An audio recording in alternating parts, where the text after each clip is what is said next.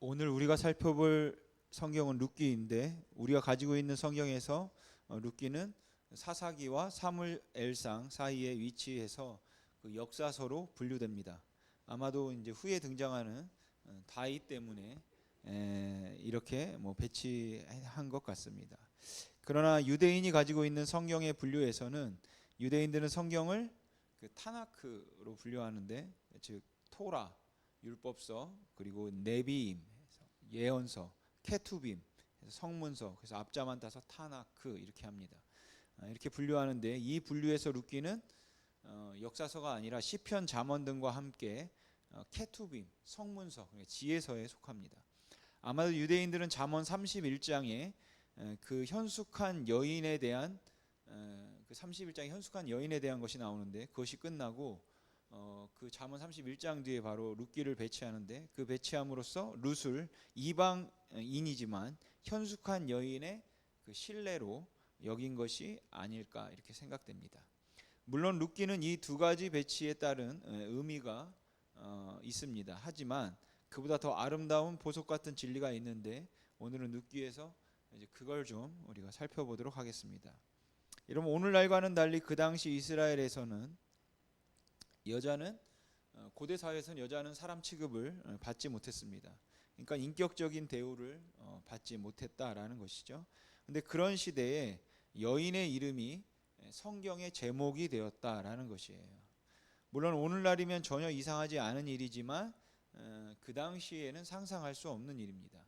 더군다나 유대인 여인이 아니라 모압 여인, 즉 이방 여인의 이름이 성경의 제목이 되었습니다. 그러니까 룻기는 굉장히 특별한 것이죠. 신약 성경 마태복음부터 요한계시록에 룻기의 본문은 단 한 번도 인용되지 않습니다. 단 마태복음 1장에 족보가 나오는데, 그때만 룻의 이름이 딱 한 번 나올 뿐이지 신약에 이 성경이 인용되는 적은 없습니다.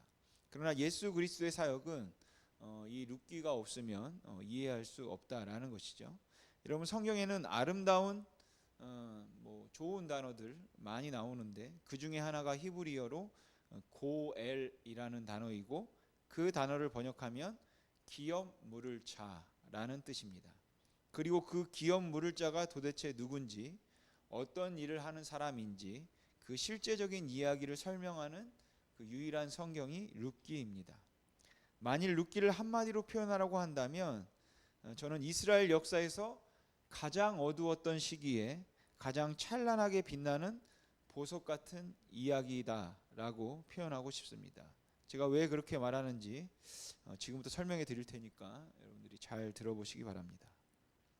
먼저 룻기를 이해하기 위해 필요한 것은 뭐냐면, 이 룻 이야기는 어느 시대를 배경으로 하고 있냐라는 것이죠. 왜냐하면 그 시대를 떠나서 이 룻 이야기를 이해하면 안 되기 때문입니다. 감사하게도 룻기 1장 1절이 이제 그걸 말하고 있죠. 룻기 1장 1절은 이렇게 시작합니다. 사사들이 치리하던 때에.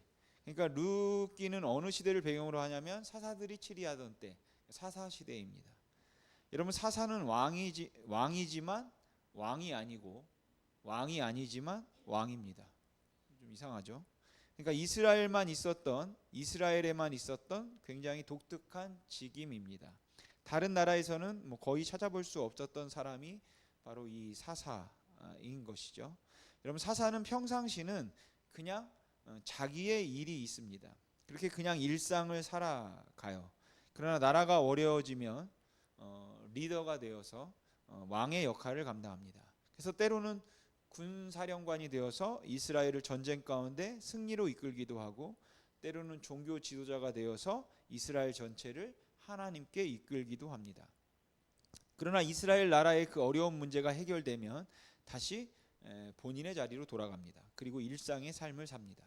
그러니까 왕이지만 왕이 아니고, 왕이 아니지만 왕인 사람이 사사고, 그런 지도자가 있던 이스라엘 역사 가운데 굉장히 특별하고 독특했던 시대가 바로 사사 시대입니다.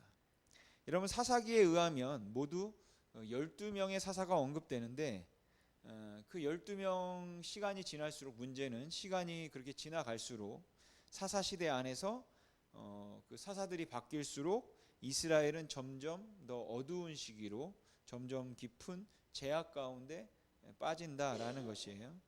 여러분, 사사들이 바뀔 때마다 그리고 시간이 지날수록 이스라엘이 하나님과 맺은 언약이 더 단단해진다거나 견고해진다거나 하나님께 더 가까이 나아간다거나 그 거룩함이 회복된다거나 그 제사장 나라소의 역할을 담당한다면 너무 좋은데 그렇지 못했다라는 것이죠. 시간이 지날수록 이스라엘은 상상하지도 못하는 잔인함과 포악함, 그리고 처참함, 비참함, 음란, 이방 나라도 하지 않는 이제 그런 짓들을 합니다.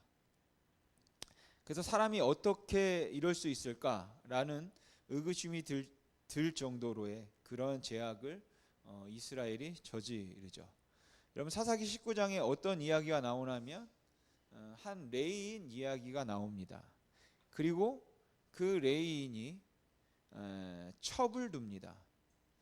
그런데 숨기지 않습니다. 모든 사람이 다 알고 있다라는 것이죠. 그러니까 오늘날로 말하면 어떤 교회 담임 목사님에게 첩이 있는 겁니다. 그래서 주일날 뭐 이렇게 하는 거죠. 오늘 주일 대표 기도는, 주일 예배 대표 기도는 우리 담임 목사님의 세 번째 첩이신 김 집사님이 해 주시겠습니다. 뭐 이런 겁니다. 숨기지를 않습니다. 근데 그 정도가 끝이 아니다라는 것이에요. 레인이 그 레인과 그 첩이 길을 가다가 밤이 되자 베냐민 지파의 한 마을 기브아라는 곳에 들어가게 됩니다. 그리고 그 마을에 한 집에 들어가서 쉬게 돼요. 그런데 그렇게 쉬게 될 때 그 마을의 불량배들이 그 집에 떼거지로 몰려옵니다. 뭐 불량배로 번역되어 약간 질이 나쁜 그런 사람들인 것이죠. 그리고는 그 여자를 내놓으라고 해요. 그러니까 집단 성폭행을 하겠다는 겁니다. 근데 말리는 사람이 아무도 없죠. 그리고 밤새도록 여자는 그들에게 부끄러운 일을 당하게 됩니다. 여러분, 이거는 상상을 초월하는 일인 것이죠. 만약 오늘날 이런 일이 일어났다면 대한민국이 발칵 뒤집힐 겁니다. 근데 더 처참한 일이 일어나요. 그렇게 첩을 내어주고 날이 새서 그 레인이 새벽에 나갔더니 자기의 첩이 죽어 있는 겁니다. 그래서 그 시체를 싣고 집으로 돌아갑니다. 그런데 그렇게 돌아가서는 그 레인이 그 실체를 12토막 냅니다. 그리고 한 토막씩, 이스라엘이 12지파니까 한 토막씩 한 지파에 보냅니다. 여러분, 이런 짓은 모압, 블레셋, 그리고 하나님께서 진멸하기로 말씀하셨던 가나안 족속도 안 하는 것입니다. 그러니까 그러한 잔인함, 포악함, 또 음란함, 비열함, 그런 상상을 초월할 죄악이 가득했던 시대가 바로 사사 시대인 겁니다. 그래서 사사기는 이 시대를 그때의 이스라엘의 왕이 없으므로 사람이 각기 자기의 소견에 옳은 대로 행했더라 라고 표현합니다. 그래서 사사 시대를 한마디로 말하면 그건 내가 옳은 대로 하는 겁니다. 근데 내가 옳은 것과 저 사람이 옳은 게 다 다를 수가 있는 것이죠. 그러면 어떻겠습니까? 힘이 있는 사람이 이기는 겁니다. 아무리 남의 여자라 할지라도 내가 좋고 그 남편이 힘이 없으면 감사합니다 하고 취하는 것이죠. 그러니까 상상을 초월한 음란함과 잔인함, 입에 담기도 힘든 그러한 포악함, 그리고 잔인함, 이 가득했던 때가 바로 이 사사 시대인 것입니다. 그러니까 하나님의 말씀 이런 거는 필요 없는 것이죠. 내 자존심이 건드려지면 하나님도 필요 없습니다. 이런 표현이 너무 극단적일지 모르겠지만 하나님의 말씀이, 아니 하나님 자체, 하나님이 쓰레기 취급당하던 시대, 이 시대가 바로 사사 시대인 것이에요. 하나님 말씀 그딴 거 필요 없고 그냥 내 생각이 중요한 겁니다. 하나님의 말씀이 뭐라 말하든지 간에 내 생각이 아니면 또는 내 수가 틀어지면 그런 거 다 필요 없는 것이죠. 내 필요, 내 유익, 내 말초신경, 내 정욕, 내 돈, 레이인, 그런 거 다 필요 없습니다. 다른 그 무엇보다도 내가 중요하다라는 거지. 그때가 바로 사사시대입니다. 그리고 그런 이스라엘의 역사에서 가장 어두웠던 시대, 사사시대를 배경으로 하고 있는 이야기가 룻기인 것입니다. 다시 룻기 1장 1절을 보시면 사사들이 치리하던 때에 그 다음 말이 뭐냐면 그 땅에 흉년이 들었다입니다. 물론 이 말씀은 굉장히 조심하고 우리가 유의해서 풀어야 하고 절대로 일반화하면 안 되고 우리가 단정 지으면 안 됩니다. 그러니까 흉년이라는 것, 아니면 고난이라는 것, 어려움이라는 것, 또는 질병이라는 것, 우리가 절대로 그것들을 일반화시키면 안 되고 또 단정 지으면 안 되고 함부로 해석해서는 안 되죠. 그래서 성경의 흐름과 본문 안에서 굉장히 주의 깊게 우리가 살펴봐야 합니다. 그럼 여기서 말하는 흉년, 이 기근, 이 비가 오지 않는 상황은 그냥 일반적인 자연 현상일까요? 아니면은 어떤 메시지가 있는 것인가? 라는 겁니다. 여러분 레위기 26장, 신명기 11장, 신명기 28장 등을 보면 하나님께서 이스라엘 백성들과 언약을 맺으신 다음에 그 언약을 잘 지키면 복을 주시고 언약을 어기면 심판하겠다, 징계하겠다 이렇게 말씀하십니다.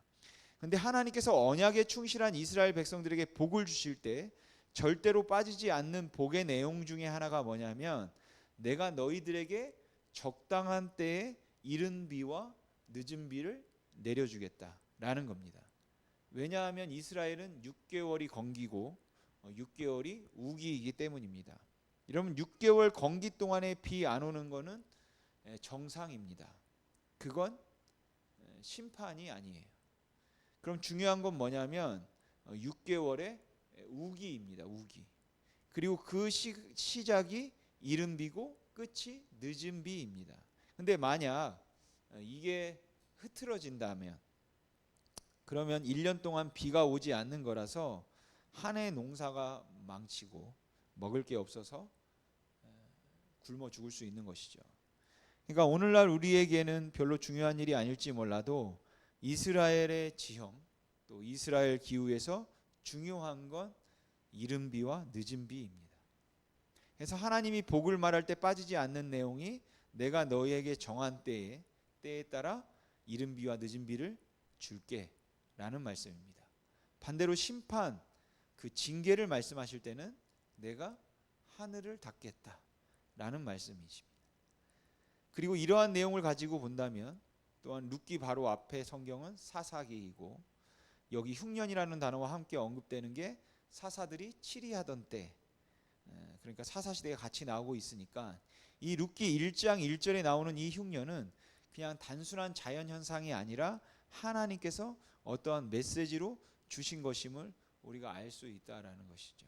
즉 사사시대의 이스라엘의 죄악에 대한 하나님의 징계로 우리가 충분히 볼 수 있습니다. 그런데 이 흉년이 어디에 왔는지가 재미있습니다. 어디입니까? 유다 베들레헴에 왔습니다. 여러분 히브리어 베들레헴의 뜻은 빵의 집이라는 뜻입니다. 빵이 있는 집, 빵집. 근데 거기에 흉년이 왔으니까 빵집에 빵이 없는 거죠. 그러니까 히브리어로 이걸 본다면 이제 언어 유희를 하고 있는 겁니다. 빵집인데 빵이 없고, 커피숍인데 커피가 없고, 케이크를 만드는 곳인데 케이크가 없다면, 떡집인데 떡이 없다면 갈 필요가 없는 것이죠. 이건 마치 이스라엘의 상황처럼 거룩한 나라로 부름받았는데 거기에는 빵집에 빵이 없는 것처럼 거룩한 나라로 부름받았는데 거기에 거룩함이 없습니다. 제사장 나라로 부름받았는데 제사장으로서의 역할이 전혀 없습니다. 그러니까 시작부터 룻기는 굉장히 의미심장하게 시작되고 있다라는 것이죠. 그렇게 사사시대의 이스라엘의 악에 대해 하나님께서 흉년으로 징계를 내리셨습니다. 그런데 재미있는 건 뭐냐면 그것에 대한 이스라엘 사람들의 반응입니다. 그렇게 흉년이 오자 기근이 와서 먹을 것이 없자 하나님이 그렇게 징계하자 하나님의 징계에 대한 이스라엘 백성들의 반응은 뭐냐면 그냥 떠납니다. 그걸 내가 왜 신경 쓰냐? 그냥 떠나면 그만이지. 내가 왜 그 징계를 받아? 떠나면 그만이지.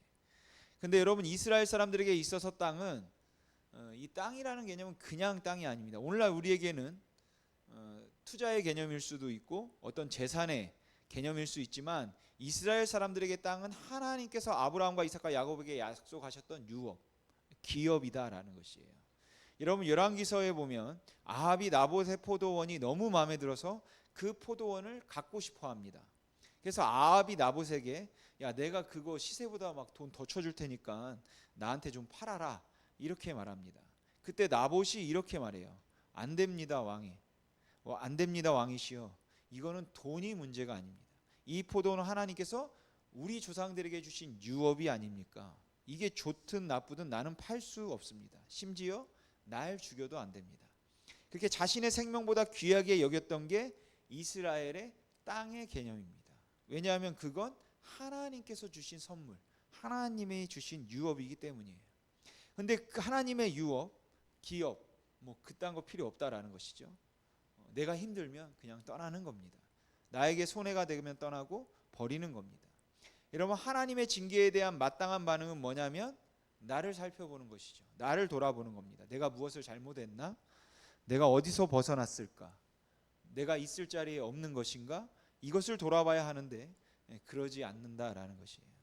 이렇게 하나님의 말씀이 땅에 떨어져 짓밟혔던 때 이방 사람들도 하지 않는 짓을 이스라엘 사람들이 하나님의 땅에서 버리고 있던 그때가 바로 이 룻기의 배경이다라는 것이죠.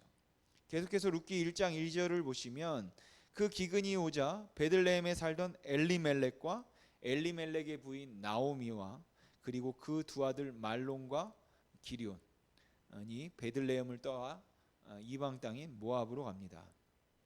여러분 이 엘리멜렉의 뜻이 뭔지 아십니까? 엘리는 예수님께서 십자가에서 뭐라고 하죠? 엘리 엘리 나마 사박다니. 그 엘리 나의 하나님 나의 하나님이죠. 그러니까 엘리는 나의 하나님이라는 뜻이고 멜렉 그는 왕이라는 뜻입니다. 그러니까 엘리멜렉은 나의 하나님은 왕이시다라는 의미예요. 이 이름의 의미는. 근데 여러분 이름은 나의 하나님은 왕이지만 이 사람에게 하나님은 왕이 아닙니다. 왜냐하면 하나님의 징계가 오자 자기를 돌아보는 것이 아니라 하나님이 주신 유업의 땅을 떠나 버리는 것이죠. 내가 안 되면 내한테 신뢰가 있으면 버리는 겁니다. 그렇게 베들레헴을 떠나서 모압으로 가는데 거기서 엘리멜렉이 죽습니다. 그 후 두 아들 말론과 기럇은 모압 여인 2명 오르바와 룻을 아내로 맞이합니다. 근데 얼마 지나지 않아 그 두 아들도 죽어버립니다. 그렇게 나오미는 흉년을 피해 베들레헴에서 모압으로 갔다가 그러니까 뭐 어떻게 보면 살려고 간 것이죠. 근데 모압에서 모든 것을 잃어버립니다. 근데 그때 소문을 듣게 돼요. 하나님이 그의 백성을 돌보시고 양식을 주셨대더라. 이 소문을 듣게 됩니다. 그리고 그 소문을 듣고 다시 유대 땅으로 돌아오면서부터가 룻기의 이야기가 본격적으로 시작됩니다. 여러분 모든 것을 다 잃었습니다. 하나님이 주신 땅, 유업을 잃어버렸습니다. 남편을 잃어버렸습니다. 오늘날은 그렇지 않지만 이 당시는 여인이 인간적 대우를 받지 못하던 시대였기 때문에 남편이라는 존재는 그 아내를 보호하는 장막이었습니다. 근데 그 남편이 죽었어요. 그래도 두 아들이 있으니까 괜찮다 생각했을 겁니다. 근데 그 두 아들도 곧 다 죽어버렸습니다. 그렇게 땅도 잃어버리고 남편도 잃어버리고 아들도 잃어버리고 모든 것을 다 잃어버리고 빈손으로 돌아오게 됩니다. 이렇게 모든 것을 다 잃어버린 여인, 이 나오미가 살 수 있는 방법은 오직 하나입니다. 누군가가 죽은 남편의 역할을 대신해 주는 것이에요. 누군가가 자신이 잃어버린 그 베들레헴의 땅, 몇 평이 되는지는 모르겠지만 그 땅을 대신 사줘서 나에게 주는 것입니다. 누군가가 자기의 죽은 아들 말론과 기럇을 대신해서 그 말론과 기럇의 이름으로 자기의 며느리와 결혼해 주는 겁니다. 자기의 이름을 버리고 자기의 재산을 버리고 자기의 존재를 다 버리고 죽은 사람의 이름의 역할을 대신해 줘야지만 되는 것이에요. 누군가가. 여러분 세상에 그런 바보 같은 사람이 어디 있겠습니까? 근데 나오미가 사는 방법은 그 방법밖에 없습니다. 성경은 그 사람을 이렇게 부르는 것이죠. 히브리어로 고엘, 그리고 번역하면 기업 물을 자, 이렇게 부르는 겁니다. 그러니까 기업 물을 자라는 것은 뭐냐면 제가 서석훈인데 어떤 A라는 사람이 죽었습니다. 근데 제가 그 A라는 사람의 기업 물을 자가 되면 이제 서석훈이라는 것은 사라지고 내 모든 재산이 사라지고 내가 그 사람의 이름으로 사는 것이에요. 그래서 역사에서 족보에서 나라는 존재는 없어지는 겁니다. 나는 그 사람의 이름으로 사는 것이죠. 그래서 내가 그 사람의 이름으로 결혼해서 아들을 낳으면 그건 내 아들이 아니라 그 죽은 사람의 아들이 되는 겁니다. 여러분, 세상에 이런 미친 짓을 할 사람이 있겠습니까? 근데 이걸 이해하셔야지만 오늘 본문 4장이 이해가 됩니다. 본문 4장 1절을 보시면 보아스가 성문으로 올라가서 거기 앉아 있더니 마침 보아스가 말하던 기업 물을 자가 지나가는지라. 그러니까 나오미에게 기업 물을 자가 되어줄 어떤 사람이 있었나 봅니다. 보아스가 그에게 이르되 아무개여 이리로 와서 앉으라 하니 그가 와서 앉음에 보아스가 그 성읍 장로 10명을 청하여 이르되 당신들은 여기 앉으라 하니 그들이 앉음에. 그러니까 이 일련의 사건에서 여러 증인들이 있어야 되니까 장로들을 청한 것이죠. 보아스가 그 기업 물을 자에게 이르되 모압 지방에서 돌아온 나오미가 우리 형제 엘리멜렉의 소유지를 팔려 함으로 내가 여기 앉은 이들과 내 백성의 장로들 앞에서 그것을 사라고 내게 말하여 알게 하려 하였노라. 만일 내가 물으려면 물으려니와 만일 내가 물으지 아니하려거든 내게 고하여 알게 하라. 내 다음은 나요 그 외에는 물을 자가 없느니라 하니 그가 이르되 내가 물으리라 하는지라. 보아스가 이르되 내가 나오미의 손에서 그 밭을 사는 날에 곧 죽은 자의 아내 모압 여인 롯에게서 사서 그 죽은 자의 기업을 그의 이름으로 세워야 할지니라 하니. 그러니까 이 기업 물을 어떤 사람이 에게 얘기하는 것이죠. 너가 첫 번째 기업 물을 짜니까 나오미의 그 땅을 사서 나오미의 집안을 좀 일으켜 세워줘라. 그랬던 것 같아요. 근데 이 기업 물을 자가 착각했던 것 같습니다. 아 그래?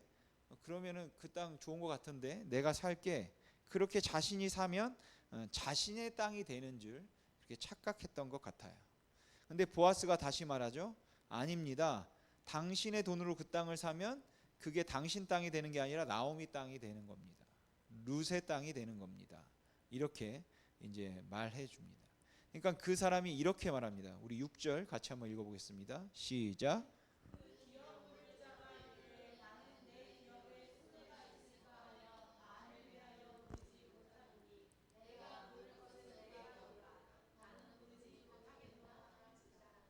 아멘. 세상에 그런 게 어디 있냐? 내 돈 가지고 땅을 샀는데 왜 내게 안 되고 저 사람께 되는 거냐? 나 안 하겠다라는 것이죠. 여러분 이게 정상적인 반응입니다. 우리 계속해서 7절에서 9절 말씀 우리 같이 한번 읽어보겠습니다. 시작. 옛적 이스라엘 중에는 모든 것을 물으거나 교환하는 일을 확정하기 위하여 사람이 그의 신을 벗어 그의 이웃에게 주더니 이것이 이스라엘 중에 증명하는 전례가 된지라. 이에 그 기업 물을 자가 보아스에게 이르되 내가 너를 위하여 사라 하고 그의 신을 벗는지라. 보아스가 장로들과 모든 백성에게 이르되 내가 엘리멜렉과 기런과 말론에게 있던 모든 것을 나오미의 손에서 산 일을 너희가 오늘 증인이 되었고. 아멘. 그렇게 보아스가 그 땅을 사서 나오미에게 줍니다. 그리고 나서 한 가지를 더 해요. 기런의 아내였던 오르바라는 며느리는 뭐 이미 모압에서 돌아올 때 떠났고 이제 룻이라는 며느리 한 명 남았는데 그 룻과 보아스가 결혼을 합니다. 그런데 어떤 이름으로 결혼한 것이냐면 그는 분명 보아스인데 내 이름으로 결혼하는 것이 아니라 둘째 아들인 말론의 이름으로 결혼을 하는 것이죠. 그래서 보아스는 역사에서 사라지는 겁니다. 그는 족보에서 이름이 파입니다. 그래서 그의 모든 존재는 사라지고 그의 모든 재산은 한순간에 없어지고 말론이 되는 겁니다. 그리고 만일 자녀를 낳으면 그 자녀는 말론의 아들이 되는 것이에요. 나오미의 손자, 죽은 엘리멜렉의 손자가 됩니다. 그것을 일컬어 고엘, 기업 물을 자라고 말하는 것입니다. 이 고엘이라는 단어가 룻기에서는 기업 물을 자로 번역되었는데 이 단어의 그 기본 이 단어의 그 원어적으로 그 기본 모양을 보면 가알이라는 단어입니다. 가알. 이 단어가 레위기 25장에 나오는데 레위기 25장에서는 이 단어가 다르게 번역이 되어 있습니다. 우리 레위기 25장 47절에서 49절 말씀 한번 같이 읽어보겠습니다. 시작. 함께 있는 거류민이나 동거인은 부유하게 되고 그와 함께 있는 내 형제는 가난하게 되므로 그가 너와 함께 있는 거류민이나 동거인 또는 거류민의 가족의 후손에게 팔리면 그가 팔린 후에 그에게는 속량받을 권리가 있나니 그의 형제 중 하나가 그를 속량하거나 또는 그의 삼촌이나 그의 삼촌의 아들이 그를 속량하거나 그의 가족 중 그의 살부치 중에서 그를 속량할 것이요 그가 부유하게 되면 스스로 속량하되. 아멘. 기업 물을 자의 다른 번역은 속량입니다. 속량. 바로 예수 그리스도께서 십자가에서 하신 일이죠. 여러분 창세기부터 말라기까지 구약성경 39권에는 하나님께서 보내셔서 우리를 구원하시겠다고 약속하시는 메시아의 모습이 언급되어 있습니다. 그 메시아 그리스도의 모습은 기업 물을 자입니다. 여러분 십자가에서 예수님이 자신의 이름을 버리신 것이에요. 누구도 하지 않고 누구도 상상하지 못했던 일, 자신의 이름을 버리고 우리에게 이름을 주신 것입니다. 자신의 모든 것을 버리고 우리의 빈손에 그분의 모든 것을 넣어주신 것입니다. 그러니까 여러분 지금 내가 가지고 있는 이 생명은 예수 그리스도께서 지워지시면서까지 우리에게 주어진 생명인 것이에요. 내게 주어진 이 삶은 예수 그리스도께서 그 처참한 짓을 당하면서까지 내 손에 지어주신 삶인 겁니다. 여러분 예수 그리스도께서 자신의 족보에서 이름을 파시면서 자신의 존재를 기꺼이 내어버리시면서까지 우리에게 주신, 우리를 속량해 주신, 기업을 물어주신 그것이 지금 우리 손에 주어진 것이다 라는 것이죠. 다시 룻기로 돌아가 보면 그렇게 보아스가 룻과 결혼합니다. 말론의 이름으로. 그런데 기가 막히게 하나님은 그 보아스의 이름을 지우지 않으세요. 족보에 그 이름을 그대로 남기십니다. 그래서 아들이 태어납니다. 여러분 보아스와 룻이 결혼해서 낳은 아들의 이름이 뭔지 아십니까? 오벳입니다. 오벳. 누군가요? 다윗의 아버지, 이새의 아버지. 그러니까 오벳은 다윗의 할아버지입니다. 오벳이 이새를 낳고 이새가 다윗을 낳으니까요. 그러므로 이스라엘의 역사상 가장 어려웠을 때, 정말 음란했을 때, 처참했을 때, 그리고 그 잔인함이 끝이 보이지 않을 정도로 정말 포악했을 때, 죄악을 향해 달려가고 그 어두움이 정말 너무나 깊고 깊어졌을 때 하나님이 뭐 하고 계셨는지 아시겠습니까? 다윗을 준비하고 계셨습니다. 사람들이 볼 때에 이스라엘은 이제 희망이 없다. 이스라엘은 하나님도 포기했다. 이 정도면은 저 정도 상태면 하나님이 버렸지 라고 말하기에 충분했던 그러한 시대입니다. 그러한 상황입니다. 모든 사람들이 다 그렇게 생각하던 그때에 하나님은 이스라엘을 버리지 않으셨다라는 것이죠. 여전히 붙잡고 계셨고 돌보고 계셨고 양식을 주고 계셨습니다. 그런데 룻기 어디에도 돌이켰다, 그들이 회개했다라는 것은 없습니다.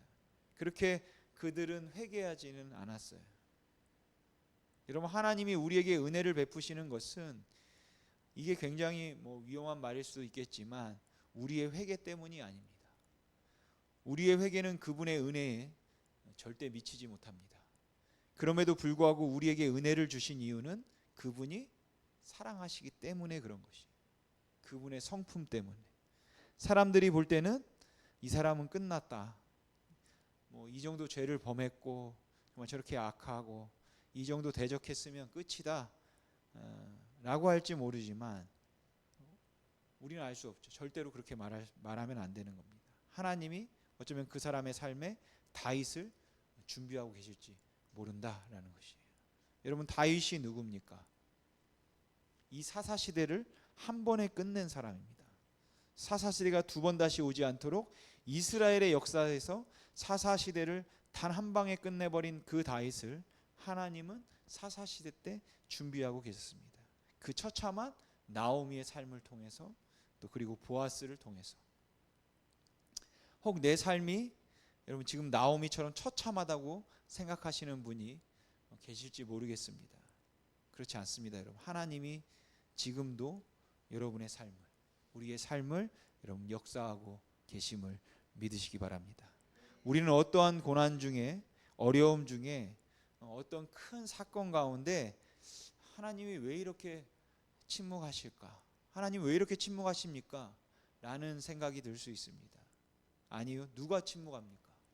하나님은 분명 거기에 계시고, 하나님은 분명 여러분 역사하고 계십니다. 분명 놀라운 일을 이미 하고 계심을 여러분 잊지 마시기 바랍니다. 그냥 내 눈에 안 보일 뿐이에요. 하나님이 이미 여러분의 삶에 놀라운 일을 하고 계십니다. 사랑하는 성도 여러분, 예수 그리스도께서 기업 물을 자가 되어 주셨습니다. 예수 그리스도께서 그 기업 물을 자가 되셔서 내 손에 여러분 이 귀한 삶을 주신 것이에요. 그러니까 나에게 주어진 이 삶을 여러분 절대 소홀히 여기지 마십시오. 바라기는 이 시간 또 우리가 이렇게 기도할 수 있었으면 좋겠습니다. 쉽지 않은 기도지만 이런 기도를 했으면 좋겠습니다. 하나님, 나도 누군가의 기업 물을 자가 되게 하여 주시옵소서. 내가 버려짐으로, 또 내 자존심이 짓밟힘으로 저 사람이 살게 해 주십시오. 하나님, 내가 버려짐으로, 내가 사라짐으로 저 사람에게 생명이 주어지게 해 주시옵소서. 복음을 알게 하여 주시옵소서. 여러분, 복음은 그런 것입니다. 진리는 그런 것임을 여러분 잊지 마시기 바랍니다.